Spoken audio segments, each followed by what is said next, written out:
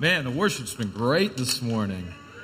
It is so good to be back in Denver, and happy Father's Day again to all of our dads. You know, it seems like we always have teen camp over Father's Day. And so I'm without all three of my children today, as this is the first year all three are at teen camp. And so whoever's in charge of planning, we need to do something about that. And I think I'm probably part of that team. So we'll figure that out and do better as we go forward. But been a great service so far. And I just want to give a shout out to my dad, who I lost 6.5 years ago.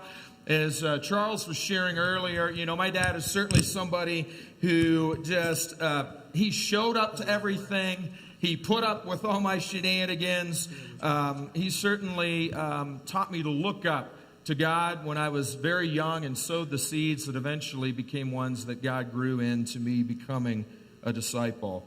And so shout out to my dad today as I've been thinking about him there. But, you know, today is the day we're supposed to launch a new series in Romans. This was just mentioned.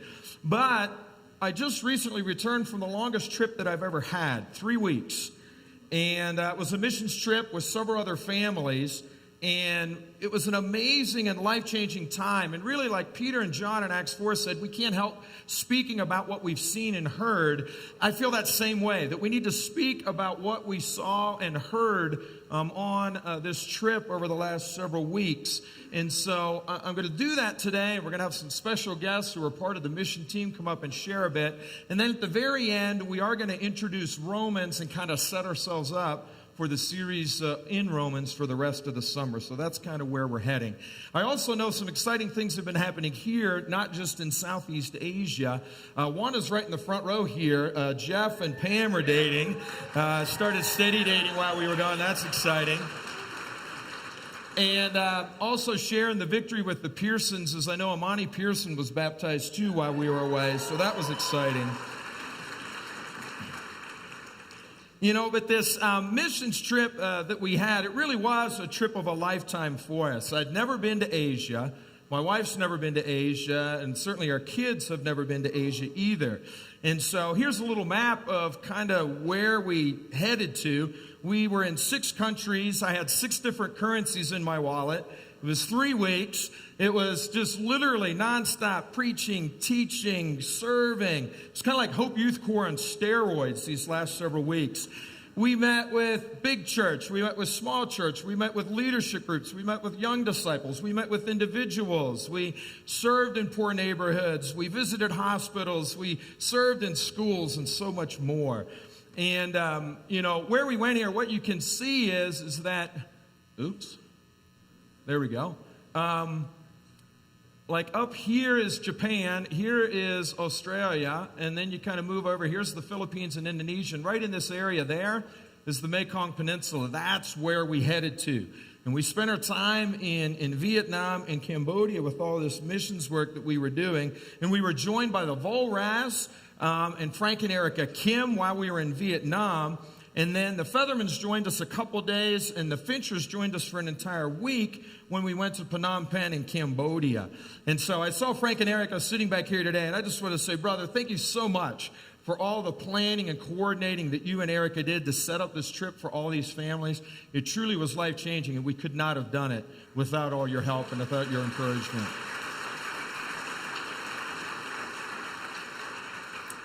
You know, and just one thank you, too, here for all those that kind of held down the fort while we were gone. You know, I think of Louis Moreno is organizing all the Sunday services. We had some great guest speakers. Sonny preached, and Greg Bickle preached, and Michael Gormley preached, and the Southeast Core Group. Amen, amen. I heard there were some great lessons, very impacting lessons.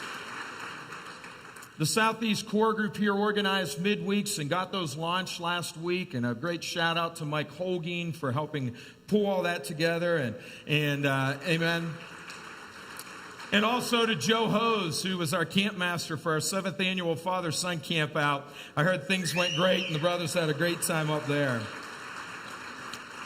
You know, we really would not have been able to go on this trip without all the help we got. And I just want to say to those in the region here, we're just so very, very grateful.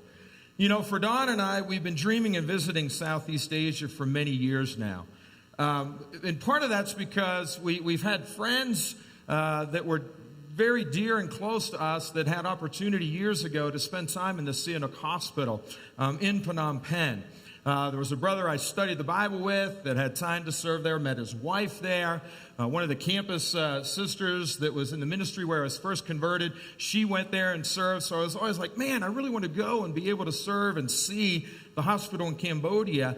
And then even more recently, a second reason why we wanted to go, obviously, you know, as Denver, we support churches in Laos, Thailand, Vietnam, and Cambodia. And I thought, gosh, wouldn't it be great not just to send money, but to send ourselves and really be able to go, kind of in the spirit of 2 John 1 in verse 12, where John just says, man, I want to write you, but I don't want to just use paper and ink. I really hope to visit you and see you face to face.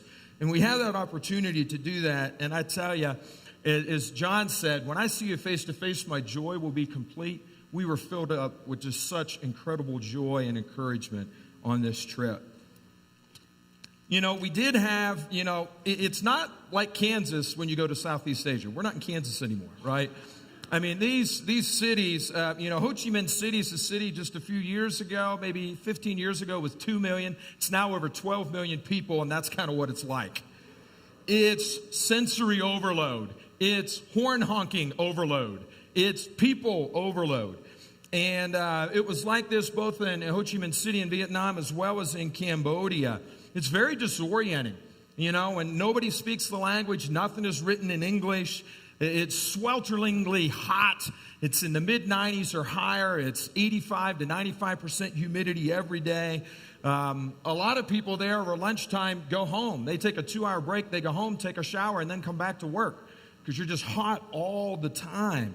It seems, too, that nobody owns dryers. Everybody hangs their clothes out to dry, which is perplexing to me.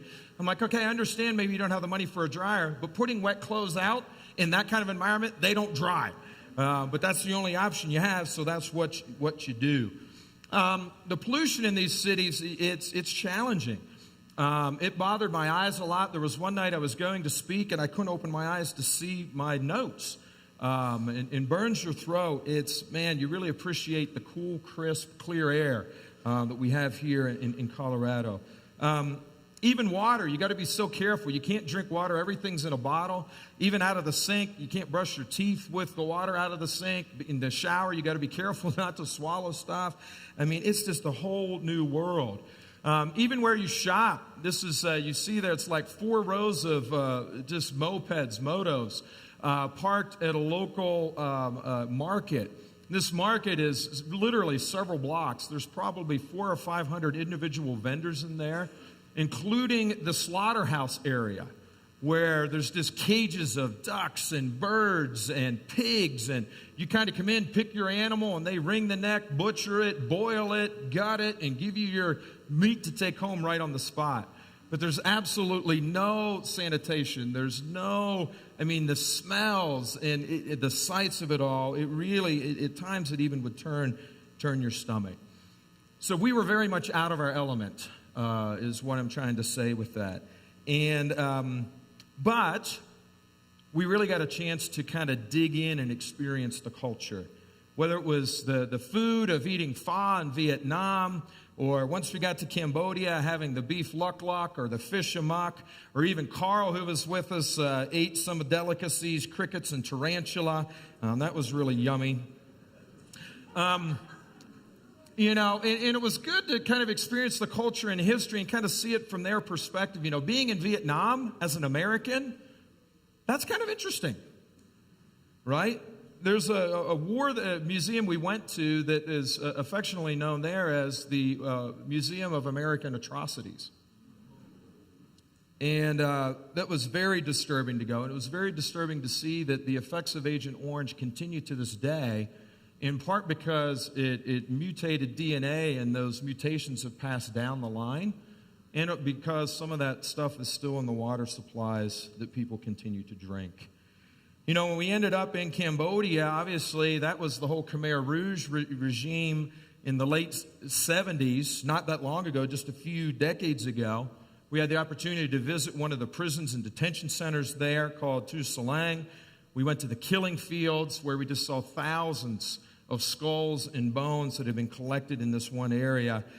You know, before we went, we watched the movie The Killing Fields, but it was nothing like actually being there. And the Khmer Rouge that ruled for 4.5 years in the late 70s killed over 2 million people in a very systematic genocide. And they targeted the educated and the doctors and the teachers and really thrust the country back decades in their progress.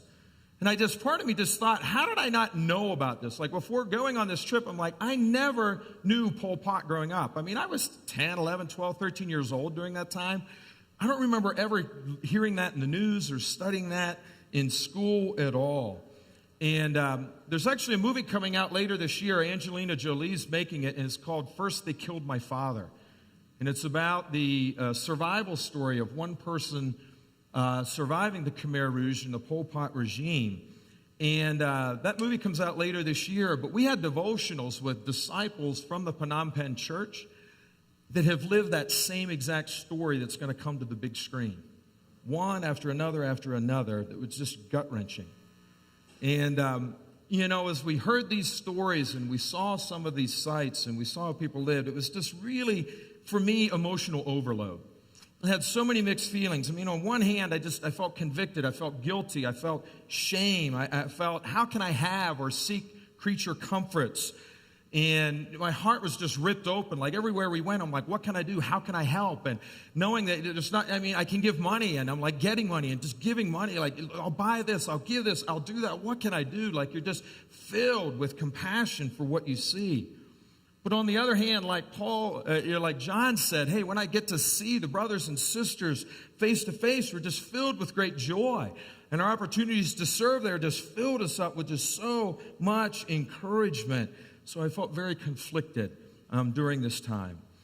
We did meet some new friends while we were there in the churches. These are the young disciples in the last 2 years in the Vietnam church. 30 of us spent an amazing evening together. They were just so zealous for the Lord and so eager just to talk and ask questions and learn. Here's a little clip from the Vietnam church. Hello, Denver. Hello, Denver.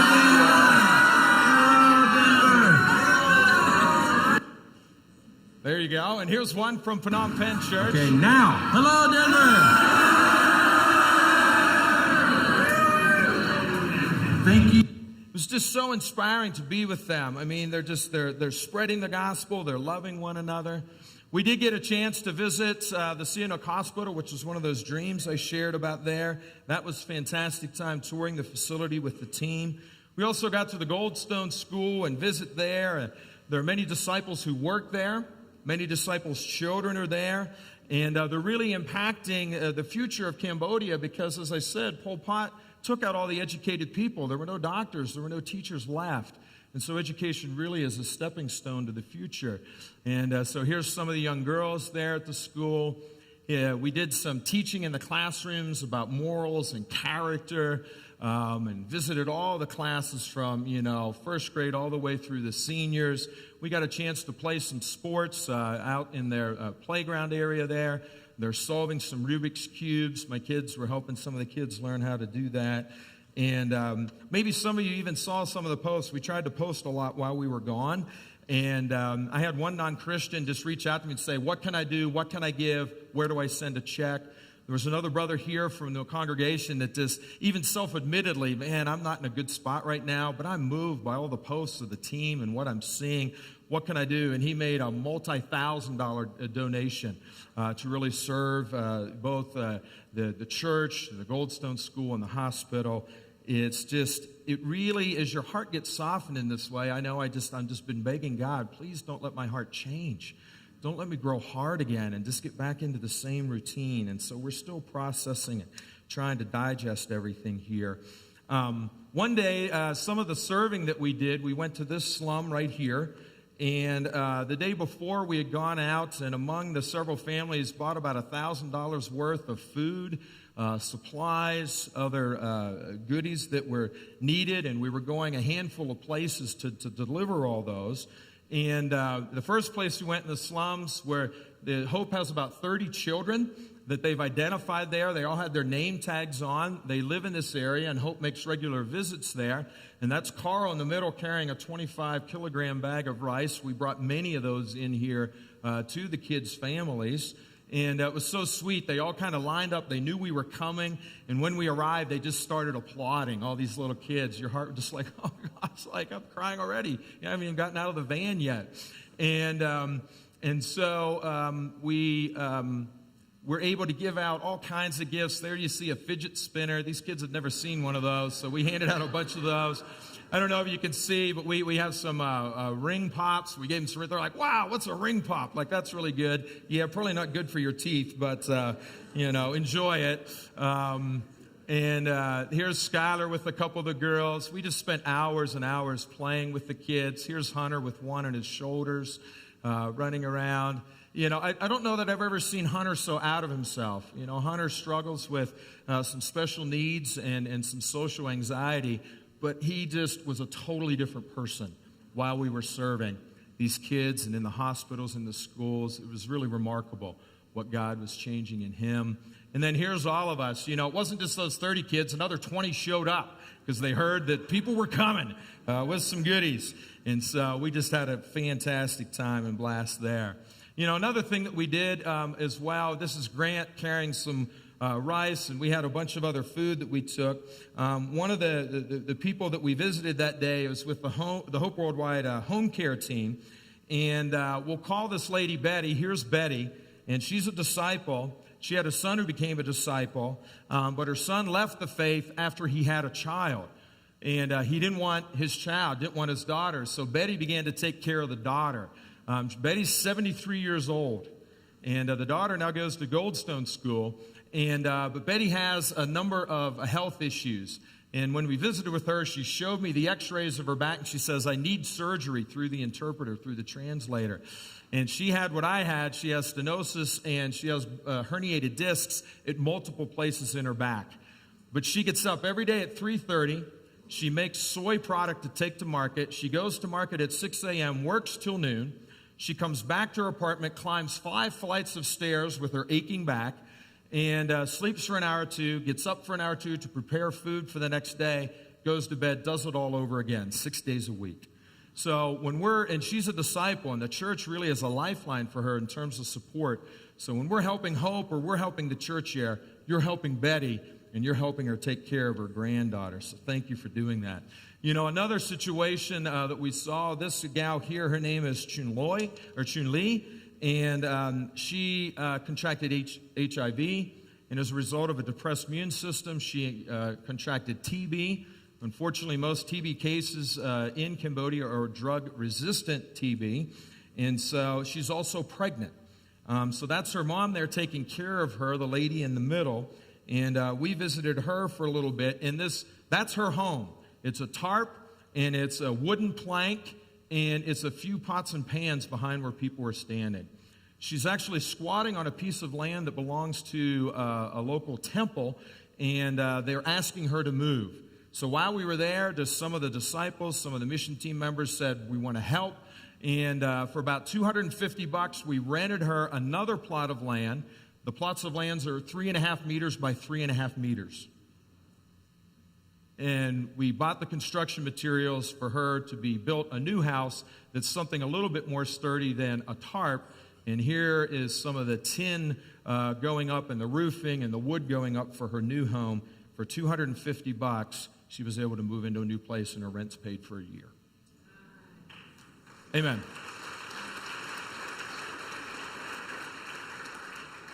And then there was another mom in a similar situation who had drug-resistant TB, and she presented a request to Hope and to the church. She connected through the church, and she's like, I need help for my son for education. He's in 6th grade going to 7th grade, but in order to do that, he needs to take a $15 exam. I don't have the money. And if he gets into 7th grade after taking the exam, he'll need uniforms. He needs 3 of them. They cost $30, $10 each. What can you do? Can you help? And also, her rent is $10 a month. I don't know if I have the money to pay for rent because I'm paying for my medical care. Can you help? So for $165, we were able to help her out. And here's the money being delivered to this family. And two of the college students and high school students that were helping us out as interpreters delivered the money that day, and you can hear what they say. So we are now with Yun Chunda's family. Yun Chunda's inside, and this is her sister Kosal and Yun Chunda's son Soparat, and we are here to give them the donations, and they would like to share some things. So there's kind of a front entryway and then one room in the back. I want to thank everyone ដែលបានជួយថវិកាជួយឲ្យខ្ញុំបានផុតពីទុក្ខភ័យថ្លៃផ្ទះ that has helped me financially and helped me not worry as much about house rent and everything else. ហើយបានជួយថវិកាតិចតួចសម្រាប់ឲ្យខ្ញុំឧបត្ថម្ភនឹងស្ថារដ្ឋឲ្យបានរៀនសូត្រប្រឡងពីថ្នាក់ទី6ចូលថ្នាក់ទី7 And that you were able to help Soparat education to help him graduate from 6th grade to go to 7th grade.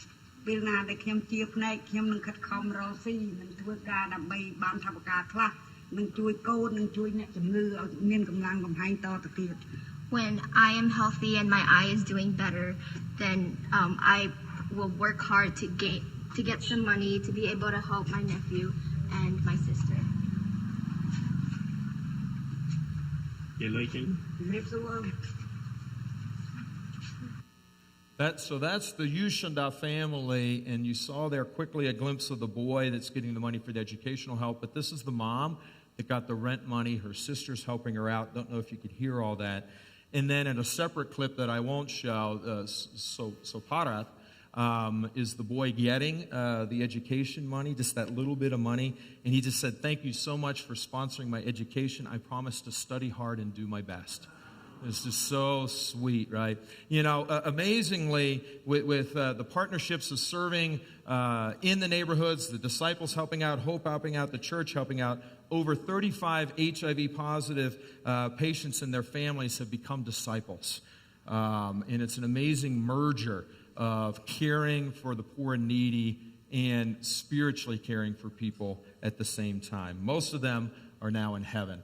And one day we'll be able to see them there. So at this time, I want to ask a few others who are on the mission team to come up and have them share a little bit. We'll have a little bit of an interview here, and they're going to share some of their experiences about their time in Southeast Asia. So if Carl and Chad and Dawn can come up. We'd have our kids come up, but they're all teen camp. So we can't have them share. So maybe we'll share a little bit in their behalf. But guys, if you can just, let's see. Oh, you have a mic? Wow, they got the mics already. These guys are great.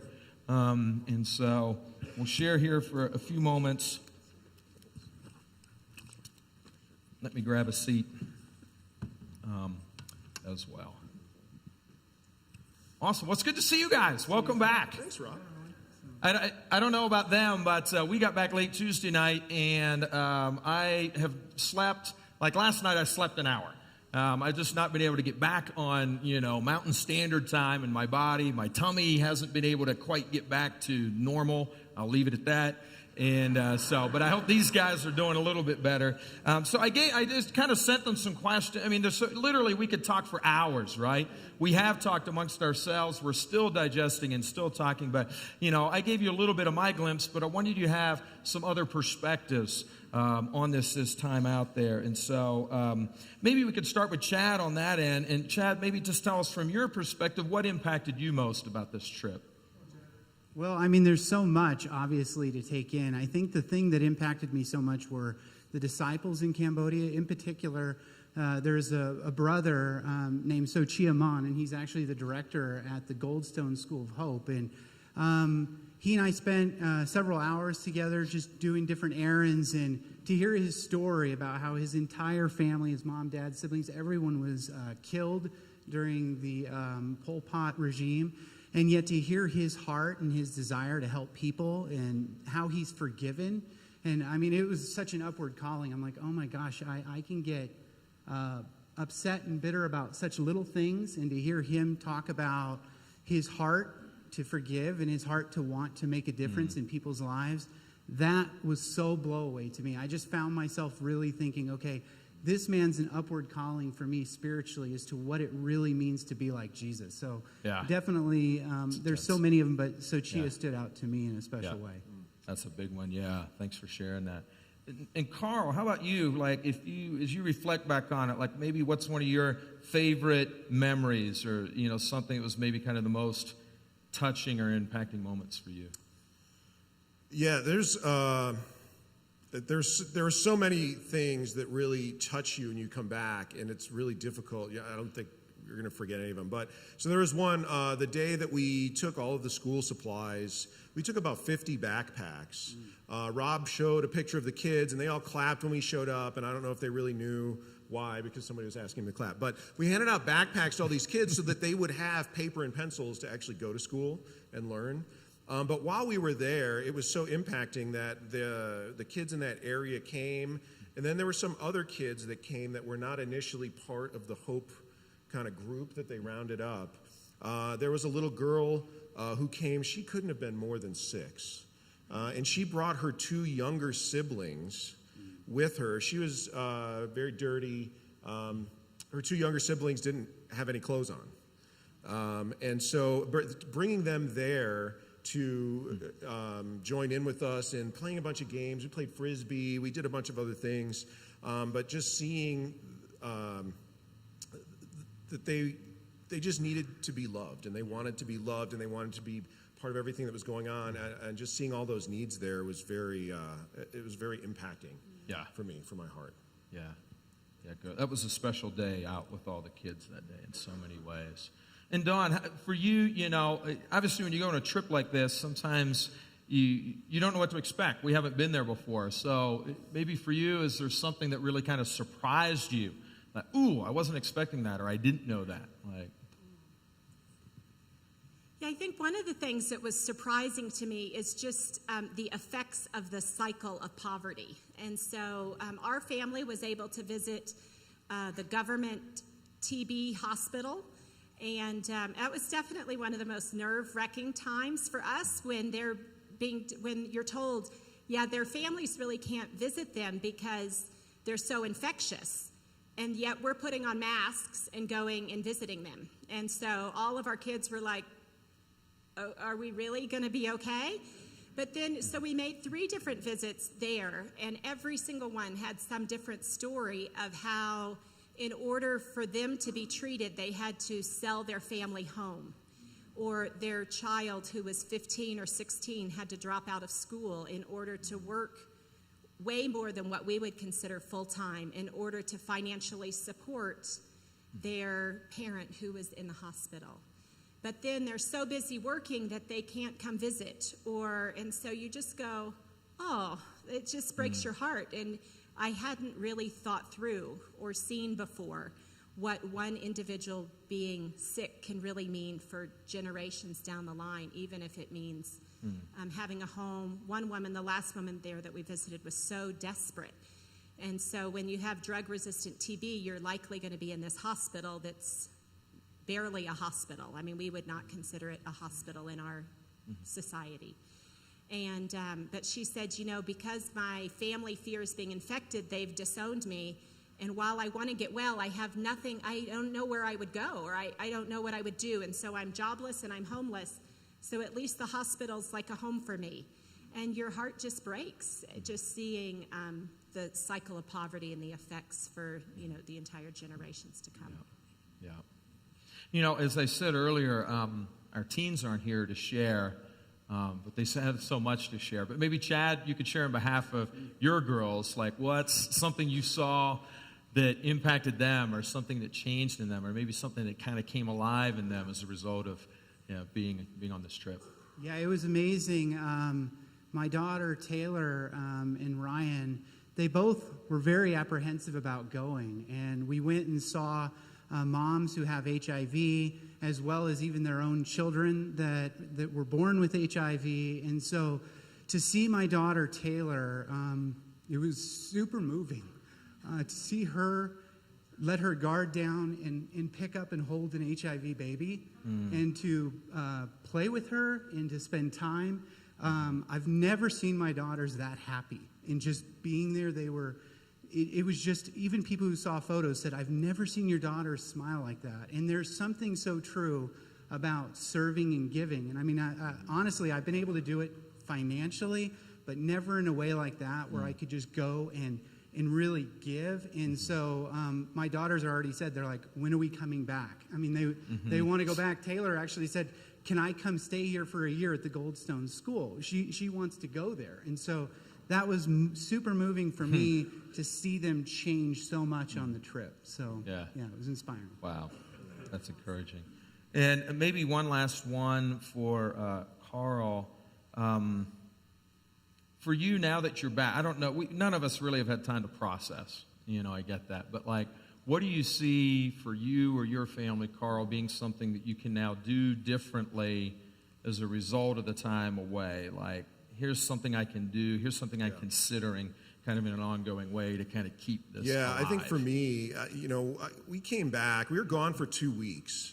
And normally, as a family, we've taken vacations. We'll go on vacations and do things and, spend time at the beach or do whatever. The thing that really impacted me, we came back from 2 weeks away, and I felt more refreshed and more energized than from any vacation we've taken as a family in my life. And it was so amazing to be able to give and to serve. And so I really committed that, whatever vacation we go on, I'm going to find a way to take at least one day and serve the way that we did while we were there. Maybe I'm not going back to Cambodia on that vacation, but, we vacation in other places, and there's always room to serve. And we're going to work that in as a family to every vacation that we go on from here on out. Yeah, that's awesome. Well, guys, thanks just for sharing. Please talk with us in the fellowship. We really do have so much on our hearts that we would love to convey and share about this time away. And so, anyhow, thank you so much for just those few quick thoughts. Thank you,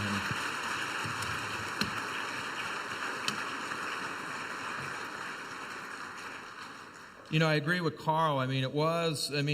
You pour out for those several weeks nonstop. And it was physically challenging. It was emotionally challenging, as you just kind of felt your heart breaking over and over. But at the same time, there was just so much joy and so much excitement. Is just really, I believe God stirred compassion in us like maybe perhaps compassion's never been stirred before. And so when it comes to this kind of thing, like I said, just kind of wrapping this up, for years, I've just been a giver, but I had the chance to go this year. And I just want to make an appeal to all of you to consider, to think about, to plan a way, to set aside some money, some time to be able to do. It doesn't have to be Southeast Asia. It could be somewhere maybe closer, more affordable. But I tell you, what it does for your mind and your heart, there's just no replacement for that. To really get out there and get involved that way and see through a different set of eyes.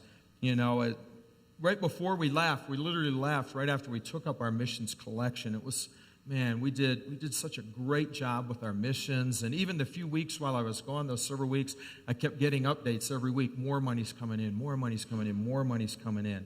And was just so encouraged by that. And I got to see that while I was boots on the ground watching that money go to work. I can't share just how goosebumpy it made me feel to be there and to really witness that and see that happening. It was shared in the announcements that, our mission season ends July 2nd. It concludes. And, I talked to Sovan while I was there. He leads the church in Phnom Penh. Talked with Quoc Hong, who leads the church in Ho Chi Minh City and oversees the rest of the churches in Vietnam as well there.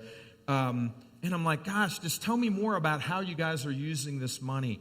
And you've already seen how the money goes to use. And I just want to make the appeal that if you haven't given, please do so.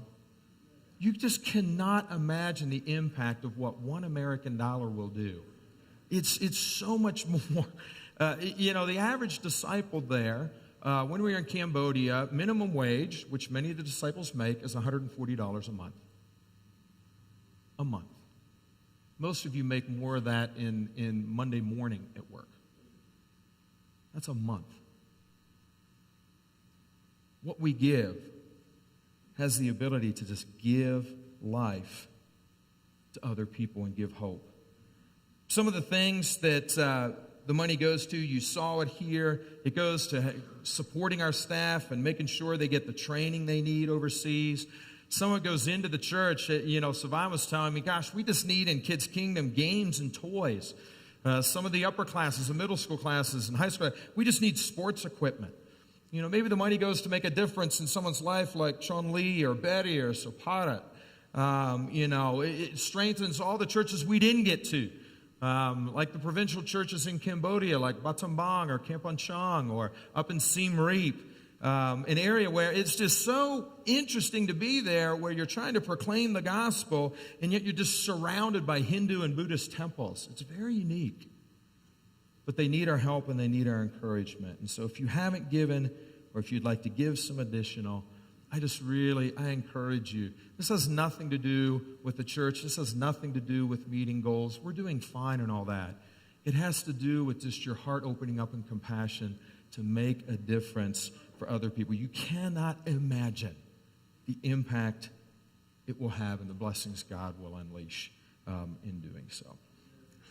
Well, here we've gone and done it. We've run out of time. Just talking about our mission. I was afraid that was going to happen. That we would just all want to share so much about our time there. So here's what we're going to do. We're going to bump the launch of our series back a week. We'll launch things next week with our Romans series. But maybe what I can encourage you to do in the meantime is to start reading through Romans. Decide how you want to do it. Maybe you want to read all of Romans this week. That way when we hit the ground running next week, you're going to be like, okay, I got the big picture. Maybe you just want to start by reading a few chapters this week. Just get your feet wet a little bit, perhaps. Maybe you want to read through it in a couple different translations. Whatever you want to do. Take some notes, that kind of thing. I encourage you to do that because this book of Romans, really, it is the greatest letter that was ever written. And Martin Luther described it as the chief book in the New Testament and the purest gospel. John Knox said it is unquestionably the most important letter written. One Scottish New Testament professor, A.M. Hunter, declared it to be Paul's magnum opus. One pastor, contemporary pastor, did 250 sermons on Romans over 8 years. Do you want to do that? So by the time we get to 7 or 8 weeks and you're like, oh gosh, when is this going to end? Be grateful, okay? But it really is hard to overestimate the value of Romans. So we're going to have a great time diving in. We're going to have a great time digging. So come next week. We'll introduce it. We'll set the stage and the big picture, and we'll get rolling in that and look forward to that time together there. We got to take communion. So why don't we, in light of all that we've heard here from our guests up here today in the message, let's go ahead and pray. We'll take communion together. And then fathers, have a fantastic Father's Day, whatever you're doing. And so grateful you've been able to be here. Let's go ahead and bow. Father, I'm still trying to figure out what this trip means for me and my family. Father, I know that you want our hearts to always be filled with compassion and stirred with love for other people, stirred for love for those who have not yet received the gospel, stirred for love for those who cannot care for themselves, stirred for love for those who are poor and needy, maybe through their own choices or maybe not through any fault of their own. It doesn't matter. And Father, as we, the Volraz and the Finchers and the Ferries and the Feathermans joining us part of this time, and certainly the Kims for many, many years now have experienced this, we just say, Father, help us figure out how to love those around us more and literally help us extend that love around the world. Father, we thank you for Jesus. And as we take the bread that represents his broken body and the juice that represents his blood spilled out for us, Father, help us to realize that in Jesus we just have the greatest thing in the world, and help us to really experience a heartfelt gratitude for all that we have because of him. And it's in his mighty and powerful name that we pray. Amen. Amen.